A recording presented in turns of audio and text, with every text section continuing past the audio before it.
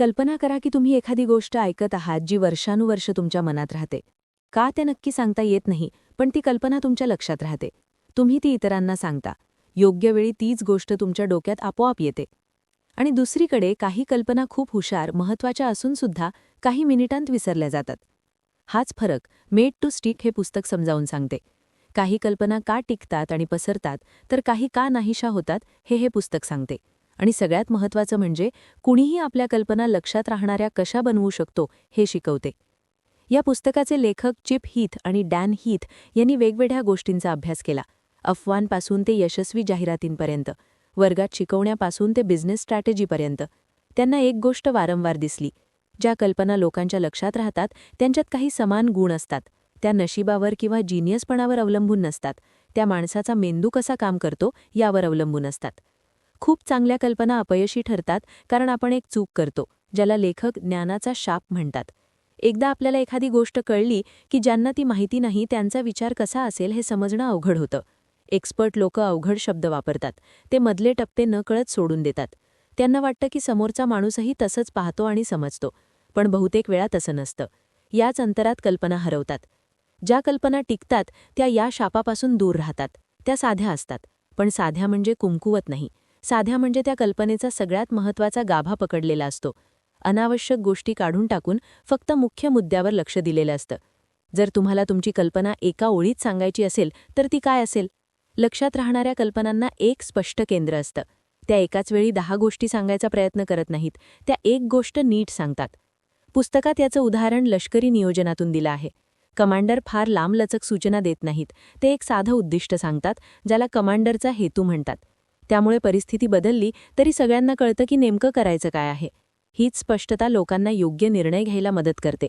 लक्षात राहणाऱ्या कल्पनाही अशाच प्रकारे काम करतात. आणखी एक कारण म्हणजे आश्चर्य.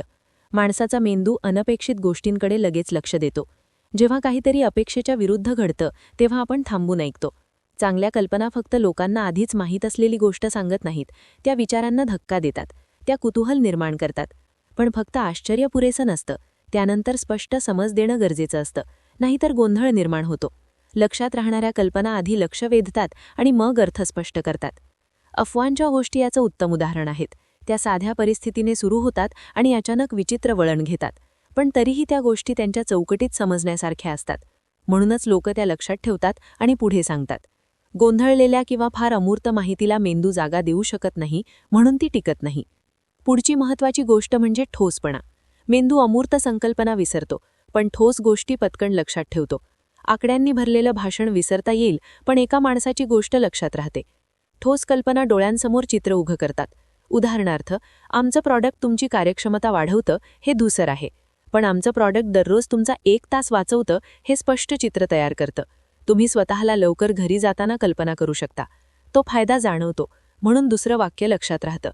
हा नियम शिक्षण, व्यवसाय, नेतृत्व आणि रोजच्या संवादात लागू होतो. लोकांनी तुमची गोष्ट लक्षात ठेवावी असं वाटत असेल तर त्यांच्या डोक्यात चित्र तयार व्हायला हवं. फक्त अवघड शब्दांवर विसंबून चालत नाही. विश्वसनीयता देखील फार महत्त्वाची आहे. लोक ज्या गोष्टीवर विश्वास बसत नाही ती लक्षात ठेवत नाहीत. पण विश्वास फक्त तज्ज्ञ किंवा आकड्यांमधून येत नाही. कधीकधी जास्त डेटा उलट परिणाम करतो. खरी विश्वसनीयता प्रामाणिकपणा आणि अनुभवातून येते.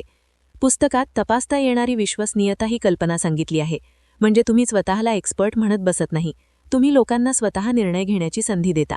चांगला शेफ स्वतःबद्दल बोलत नाही, त्याचं जेवण बोलतं. आर्थिक सल्लागार चार्टपेक्षा सोपं उदाहरण देऊन विश्वास निर्माण करतो. खऱ्या लोकांच्या गोष्टी विश्वास वाढवतात.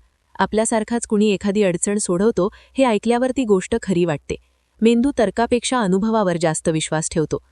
भावनाही कल्पनांना टिकवतात. लोक तुम्ही काय बोललात हे विसरतील, पण तुम्ही त्यांना कसं वाटायला लावलत हे विसरणार नाहीत. जर एखादी कल्पना भावना निर्माण करत नसेल तर ती लवकर विसरली जाते. लक्षात राहणाऱ्या कल्पना भीती, आशा, अभिमान, राग किंवा सहानुभूतीला स्पर्श करतात. याचा अर्थ नाटक करणं नाही. याचा अर्थ मानवी परिणाम दाखवणं आहे. आकड्यांपेक्षा माणसांची आयुष्य दाखवणं आहे. धोरणांपेक्षा रोजच्या अडचणी दाखवणं आहे. जेव्हा लोकांना काहीतरी जाणवतं तेव्हा ते लक्षात राहतं. शेवटी सगळ्यात ताकदवान गोष्ट म्हणजे कथा. कथा या सगळ्या गोष्टी एकत्र आणते. ती साधी असते, अनपेक्षित असते, ठोस असते, विश्वसनीय असते आणि भावनांशी जोडलेली असते. माणूस हजारो वर्षांपासून कथांच्या माध्यमातून ज्ञान देत आहे, कारण त्या प्रभावी असतात. चांगली कथा फक्त मनोरंजन करत नाही, ती शिकवते.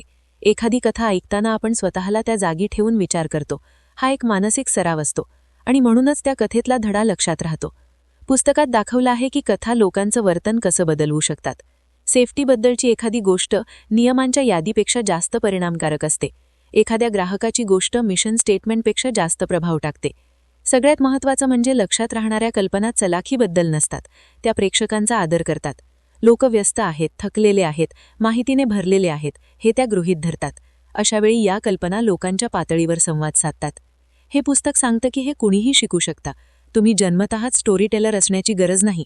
फक्त तुमची कल्पना कशी मांडता याबद्दल जागरूक असणं गरजेचं आहे. जेव्हा तुम्ही गुंतागुंत कमी करता, अमूर्त शब्दांऐवजी ठोस भाषा वापरता आणि माणसांशी जोडता, तेव्हा तुमचा संदेश मजबूत होतो. मेड टू स्टिकचा सगळ्यात चांगला संदेश म्हणजे चांगल्या कल्पना अवघड नसतात.